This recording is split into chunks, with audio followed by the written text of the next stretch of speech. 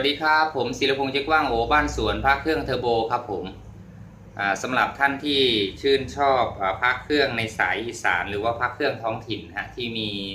มูลค่าราคาไม่แพงจนเกินไปฮะแล้วก็เน้นในสายพุทธคุณนะครับผมวันนี้ผมก็จะมีพระเครื่องท้องถิ่นฮะซึ่งก็ถือได้ว่าเป็นที่นิยมในระดับหนึ่งครับผมเป็นพระเครื่องของจังหวัดอุบลราชธานีครับผมเป็นครูบาอาจารย์ดังในอำเภอพิบูลมังสาหารนะครับจังหวัดอุบลราชธานีครับก็คือหลวงปู่คำบุจิตตคุตโตวัดกุดชมพูครับซึ่งครูบาอาจารย์ท่านนี้เป็นผู้ที่เรียกได้ว่าเรืองเวทฮะคือมีวิชาคมขลังครับผมซึ่งเป็นลูกศิษย์ของหลวงปู่รอดวัดม่วงฮะซึ่งหลวงปู่รอดวัดม่วงเนี่ยเป็นลูกศิษย์ของหลวงปู่บุญรอดหรือพระครูวิโรจน์รัตโนบลครับผมซึ่งคนอีสานเนี่ยจะรู้จักครูบาอาจารย์ท่านนี้ดีฮะเนื่องจากท่านเป็นครูบาอาจารย์ที่บูรณะพระธาตุพนมฮะแล้วก็เป็นครูบาอาจารย์ที่ไม่ใช่จะมีชื่อเสียงเด่นดังเฉพาะในจังหวัดอุบลราชธานีฮะคนอีสานโดยทั่วไปก็จะรู้จักท่านอยู่แล้วนะครับผม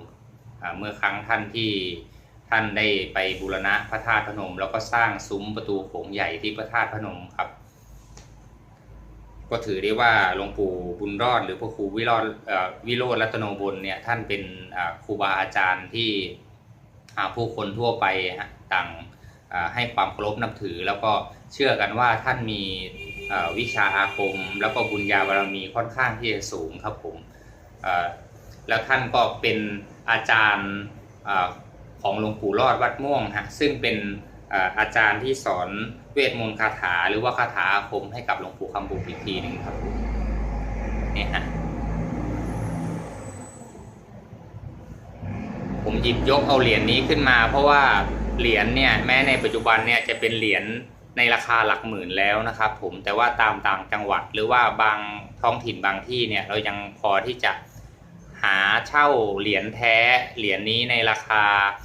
หลักพันต้นๆฮะประมาณ 2-3 พันเนี่ยก็ยังพอหาได้อยู่นะครับผมก็เลยนำมาแนะนำครับผมเผื่อว่าไปพบอยู่ที่ใดฮะก็จะได้นำมาเก็บเช่าหาไว้ฮะเผื่อจะได้มีของดีไว้ครอบครองแล้วก็ชื่นชมกันฮะสวัสดีครับเพื่อนๆพี่ๆทุกท่านฮะที่ชอบเก็บสะสมพระเครื่องท้องถิ่นทุกท่านนะครับผมวันนี้เหรียญที่จะมาแนะนำให้กับเพื่อนๆในวันนี้ก็จะเป็นเหรียญของครูบาอาจารย์ในสายภาคอีสานนะครับผมเป็นครูบาอาจารย์ที่เป็นที่รู้จักกันดีอยู่แล้วนะครับผมในจังหวัดอุบลราชธานีฮะก็คือหลวงปู่คำบุพุทธจิตโตครับผมซึ่งเป็นเกจิที่ถือได้ว่าท่านมีเวทมนต์คาถาอาคมวิชาอาคมค่อนข้างที่จะขลังครับแล้วก็เป็นที่เคารพนับถือกันอยู่แล้วครับในจังหวัดอุบลราชธานีครับผมสำหรับที่เห็นอยู่นี่เป็นเหรียญรุ่นแรกของหลวงปู่คำบุคุตจิตโตนะครับวัดกุดชมพูอำเภอพิบูลมังสาหารจังหวัดอุบลราชธานีครับผมเป็นเหรียญรุ่นแรกนะครับผมสร้างในปีพ.ศ. 2522ครับผมแต่ก่อนอื่นก็จะมาทำความรู้จักกับหลวงปู่คำบุนิดนึงครับผมซึ่งจริงๆแล้วก็น่าที่จะเป็นที่รู้จักกันโดยทั่วไปอยู่แล้วครับผมสำหรับใครที่ชอบพระใหม่ฮะซึ่งจริงๆแล้วหลวงปู่ก็มีเหรียญรุ่นแรกที่ค่อนข้างที่จะลึกอยู่ฮะซึ่งในสมัยเมื่ออดีตนี่ก็หลวงปู่คำบุนี่ก็จัดได้ว่าเป็นครูบาอาจารย์รุ่นเก่าเหมือนกันฮะแต่ว่าเพิ่งจะมาสร้างวัตถุมงคลในช่วง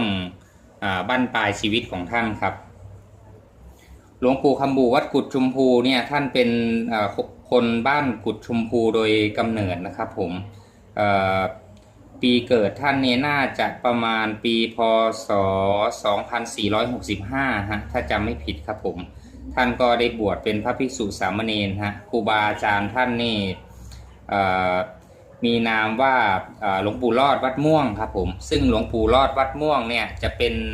ลูกศิษย์ลูกหาของพระครูวิโรจน์รัตโนบลหรือหลวงปู่บุญรอดนันทตโรวัดทุ่งศรีเมืองครับผมเชื่อว่าทุกๆคนคงรู้จักหลวงปู่บุญรอดหรือพระครูวิโรจน์รัตโนบลดีอยู่แล้วนะครับผมเพราะว่าท่านจะมีชื่อเสียงมากฮะนอกจากในจังหวัดอุบลราชธานีแล้วในภาคอีสานก็จะรู้จักดีฮะเพราะท่านเป็นคนที่ไปบูรณะพระธาตุพนมฮะจนเป็นที่เรื่องลือฮะถึงบุญญาบารมีของท่านนะในสมัยอดีตเนี่ยวัดพระธาตุพนมนี่ฮะรกร้างครับไม่มีใครกล้าที่จะเข้าไปทำความสะอาดหรือว่าบูรณะสถานที่แล้วก็ปูชนียวัตถุหรือว่าปูชนียสถานฮะเนื่องจากว่าเป็นที่ที่คนอีสานเรียกว่าเป็นที่เข็ดที่ขวงฮะคือเป็นที่ที่มีเทวดามีภูมิรักษาใครเข้าไปทำอะไรไม่ดีก็มักจะมีอันเป็นไปฮะจนกระทั่งระยะเวลาหนึ่งฮะก็ได้พระครูวิโรจน์รัตโนบลหรือว่าพระครูบุญรอดวัดทุ่งศรีเมืองเนี่ยเข้าไปบูรณะครับผมพูดยาวสักนิดหนึ่งฮะกลับมาที่หลวงปู่รอดวัดม่วงฮะซึ่งท่านเป็นคนบ้านกุดชมพูฮะบ้านเดียวกันกับหลวงปู่คำบุครับผมหลวงปู่คำบุก็เมื่อเป็นสามเณรก็ได้ฝากตัวเป็นหลังจากที่ท่านได้บวชเป็นสามเณรแล้วก็บวชเป็นพระภิกษุเรียบร้อยแล้วก็ได้เข้าไปเรียนวิชาเวทมนต์คาถาอาคมกับหลวงปู่รอดวัดม่วงครับผม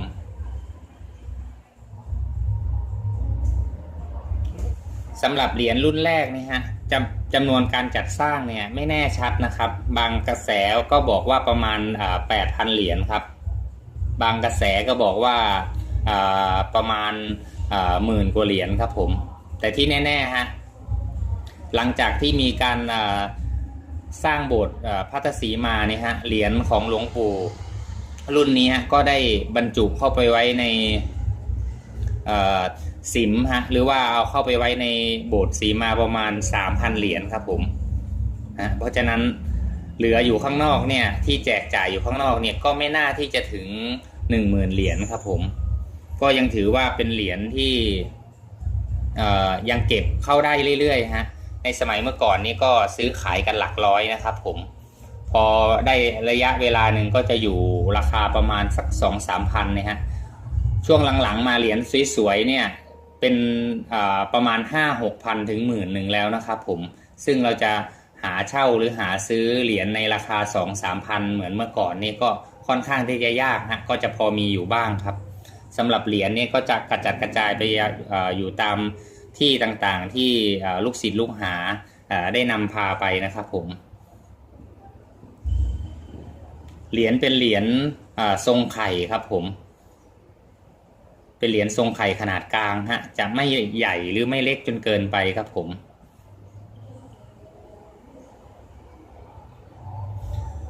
สำหรับของเก๊ของฝีมือที่มีอยู่ในสนามพระเนี่ยฮะปรากฏว่าในชั้นหลังเนี่ยมีการถอดพิมพ์ออกมาค่อนข้างที่จะเยอะอยู่พอสมควรฮะแต่ก็พอที่จะมีหลักพิจารณาได้ฮะถึงการถอดพิมพ์จะค่อนข้างที่จะใกล้เคียงนะครับผมเดี๋ยวผมจะพอที่จะยกตัวอย่างให้เป็นหลักพิจารณาได้บ้างครับนิดหน่อยครับผมเริ่มจากหน้าเหรียญกันเลยนะฮะหน้าเหรียญก็จะเป็นเหรียญทรงไข่ในเกลียวเชือกนะครับผมแล้วก็จะมีเส้นด้านในอีกทีหนึ่งฮะหลังจากนั้นก็จะเป็นอักขระลายยันต์ครับผมแล้วก็เป็นตัวหนังสืออักษรภาษาไทยนะครับผมตรงนี้ก็จะเขียนว่าเป็นรุ่น1 2522ครับผมหลักการพิจารณาเบื้องต้นก็หน้าหลวงปู่ต้องมีความคมชัดนะครับผมผิวเหรียญที่อยู่ด้านข้างต้องมีความตึงครับผมหน้าของหลวงปู่นี่จะมีหลักพิจารณาหลายๆจุดด้วยกันนะครับผม เส้นผมนี่ฮะจะต้องเป็นเม็ดลอนค่อนข้างที่จะชัดเจนครับผมแต่จะมีอยู่เส้นหนึ่งฮะบริเวณนี้ฮะที่โผล่ขึ้นมาประมาณเส้นนอนเส้นหนึ่งแล้วก็เส้นตั้งเส้นหนึ่งครับผมแล้วก็จะมีบริเวณจุดหางตาหลวงปู่ฮะซึ่งของเก๊เขาก็ถอดพิมพ์มาได้ค่อนข้างที่จะใกล้เคียงครับผมแต่ว่าเส้นติ่งที่ออกมาเนี่ยจะค่อนข้างที่จะตื้นครับผมหลังจากนั้นก็มาพิจารณาเส้นตรงบริเวณมุมปากของหลวงปู่ครับบางคนเขาก็บอกว่าเป็นลักษณะของคำหมากฮะที่ติดมุมปากฮะซึ่งจริงๆแล้วจะเป็นมีเนื้อเกินฮะเป็นติ่งอยู่ตรงนี้ครับผมฮะซึ่งของปลอมเขาก็ถอดได้เหมือนกันครับแต่ว่าจะค่อนข้างที่จะตื้นฮะแต่ถ้าเราเห็นคมๆเนี่ยเปอร์เซ็นต์หรือว่าโอกาสที่จะแท้เนี่ยก็ค่อนข้างที่จะมีฮะแล้วก็มาดูเส้นชายจีวรฮะ2เส้นแรกนี่ฮะปลายของเส้นจีวรนี่ฮะจะแตกออกเป็น2แฉกครับผมเป็นในลักษณะของก้ามกุ้งนะฮะแล้วก็มาดูตรงที่เลข1ฮะบริเวณนี้จะมีเป็นเหมือนเนื้อเกินฮะออกมาเป็นรัศมีแหลมๆฮะตรงที่เลข1ฮะเนี่ยเดี๋ยวผมจะลงกล้องให้ดูเห็นไหมฮะเลข1จะมีแหลมๆครับแล้วก็ตรงปลายจีวรก็จะมีเป็นลักษณะเป็นง่ามครับผมเป็นคล้ายๆกับก้ามปูครับของเก๊เขาจะเป็นตื้นๆนะฮะตัวหนังสือจะไม่ค่อยตั้งเด่นเท่าไหร่ฮะกลับมาย้อนดูเส้นผมฮะที่ผมบอกให้พิจารณาว่าจะเป็นลักษณะเส้นฮะเห็นจะมีอยู่เส้นหนึ่งฮะที่ตั้งขึ้นมาครับผมแล้วก็มุมหางตาของหลวงปู่ฮะแล้วก็ที่มุมปากของหลวงปู่ฮะจะเห็นเป็นเส้นนิดๆไหมฮะมาดูรอยยับริ้วจีวรบริเวณสังฆติฮะเห็นไหมฮะจะไม่เรียบนะครับจะเป็นลักษณะเป็นเส้นๆลงไปครับ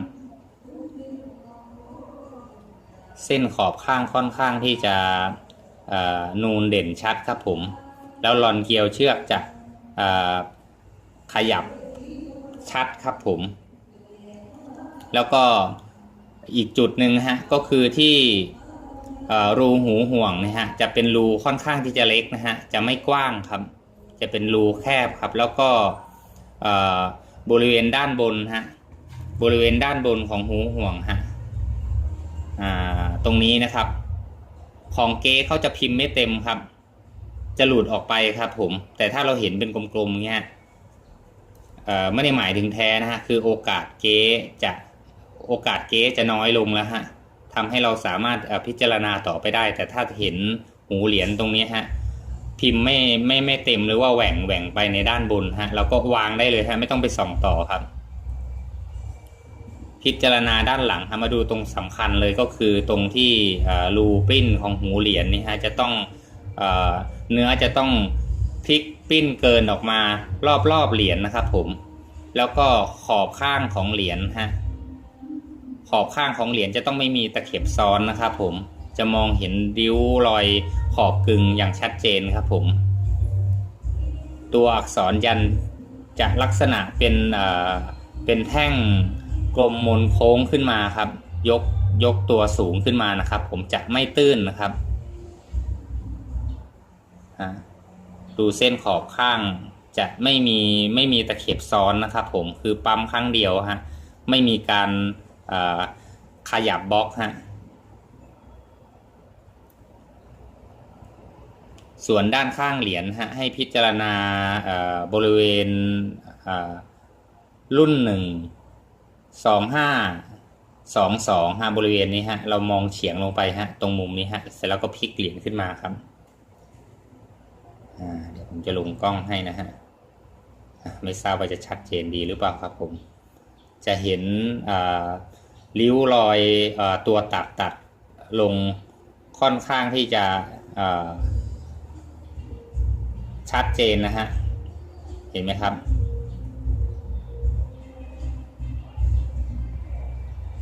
ของเก๊เนี่ยค่อนข้างเหรียญนะฮะจะค่อนข้างที่จะบางกว่าครับผม แปลกมากฮะเพราะว่าโดยปกติแล้วเหรียญเก๊นี่มักจะหนากว่าฮะแต่สำหรับเหรียญเก๊ของหลวงปู่คำบูวัดกุดชมพูเนี่ยเหรียญเก๊มักจะบางกว่านะครับผมแต่ว่าที่เท่ากันหรือว่าใกล้เคียงก็มีเหมือนกันครับสำหรับริ้วตัดในแนวขวางหรือว่าคมเขี้ยวตัวตัดตัวนี้ฮะของเก๊ฮะจะมีเส้นยาวตัดอีกทีหนึ่งฮะขนานไปกับล้อพิมพ์ไปกับตัวเกลียวเชือกฮะจะเป็นเส้นยาวฮะจะเป็นเส้นยาวตัดขวางขนานกับเส้นเกลียวเชือกเลยนะครับผมไม่ใช่ขนาดไม่ใช่ขวางฮะเป็นเส้นยาวไปเลยนะครับผมแต่ของแท้นี่ฮะจะตัดขาดออกเป็นเส้นนะฮะบริเวณนี้ค่อนข้างที่จะชัดฮะตัวอื่นมีไหมตัวอื่นก็มีเหมือนกันครับแต่คมเขี้ยวตัวตัดนี่จะมาปรากฏในบริเวณตัวที่รุ่น